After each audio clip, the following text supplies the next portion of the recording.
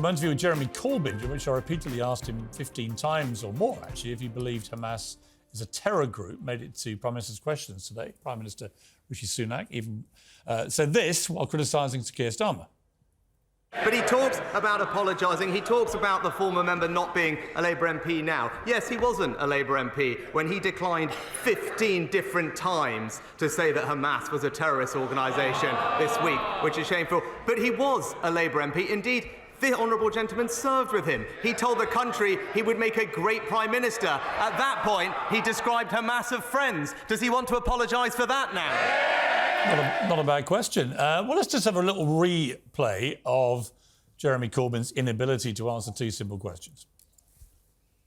Are they a terror group? Look, Piers, can you say it? Piers, can we have a discussion? Can you say it? Can we have a discussion? Can you call them a terror Piers, group, Jeremy? Can we have a discussion? Can you call them a terror Piers, group? Is it possible to have a rational discussion Are you with prepared to call Hamas a terror group? Is it possible to have a rational discussion with you? Is it possible? Come on, answer that question. You can't, can you? You answer it. No, it's my show. You answer my question.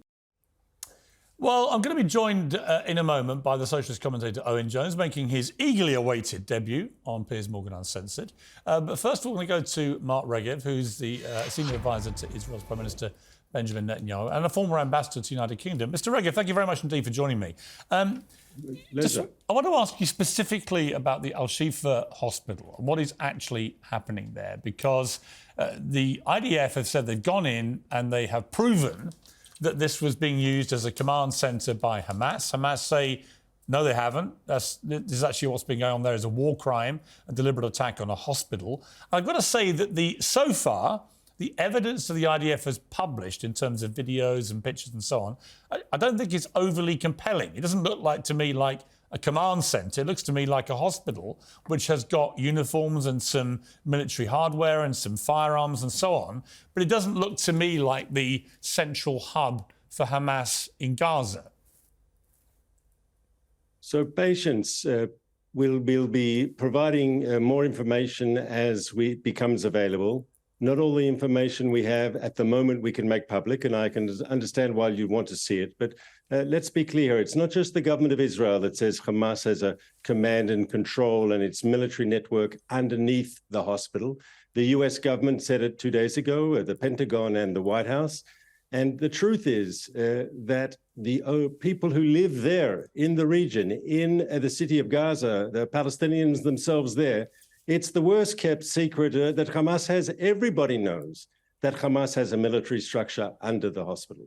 I mean, the reason it's so important is, as you know, Article 19 of the Geneva Convention, which is what governs the way warfare is conducted, says the protection to which civilian hospitals are entitled shall not cease unless they are used to commit, outside the humanitarian duties, acts harmful to the enemy. Protection may, however, cease only after due warning has been given, naming in all appropriate cases a reasonable time limit, and after such warning has remained unheeded. So is your position that Israel has meticulously stuck by the letter of that article of the Geneva Convention in relation to the Al-Shifa hospital? 100%. 100%. We've given adequate warning. We've urged civilians to leave the area. We've done so, I think, 3.5 weeks ago, we started asking civilians to leave. And the truth is, Piers, the overwhelming majority of civilians have left. Some 1 million people have left that area of northern Gaza, have heeded our advice, moved south, out of harm's way, because we didn't want to see them caught up in the crossfire between the Israeli Defense Forces and the terrorists of Hamas.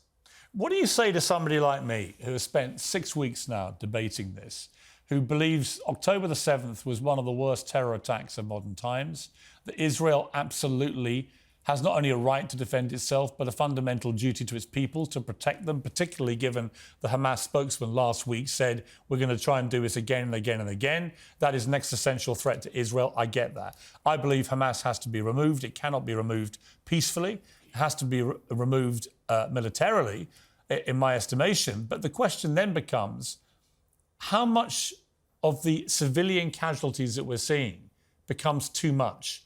Not just for Israel and any moral line that you may have here, but for the wider international community, which is already, as we're seeing in England today, there's been a big vote in Parliament, many people resigning from the Labour shadow bench because of what's going on and wanting a ceasefire. What do you say to people like me that believe that you are right in principle, but that the execution of what is happening in Gaza is getting so bad that it borders on unjustified? So the first thing I would argue is it's crucial that we get rid of Hamas. We saw the sort of violence Hamas is capable of inflicting upon innocent civilians. You yourself just said that October 7th was horrific and brutal, and it's clear that we cannot tolerate the continued existence of this terror enclave on our southern frontier. Israeli parents should not have to live in fear of terrorists crossing the border in the middle of the night and murdering their children. So getting rid of Hamas is the aim. Now, if it was possible to send a letter to the Secretary General of the United Nations and say, please demilitarize Gaza and get rid of Hamas, I'd like to do it that way to be easier for everyone. But that's just not a realistic option. We have to send our troops in and we have to dismantle through a military conflict the Hamas's military machine. There's no alternative. If you have another alternative, I'm happy to hear it. Now, we've made maximum efforts to reduce the numbers of civilian casualties. We really have tried. It's very difficult because Hamas has embedded itself, as we see with the hospital, inside civilian structures. It uses Gaza's civilians as a human shield. Nonetheless, because of our warnings, some 1 million northern Gazans have fled the northern Gaza Strip, moved to the south, which is safer than the north. And we are still making a maximum effort today to distinguish between those civilians who've remained, who are not our target, and the Hamas terrorists.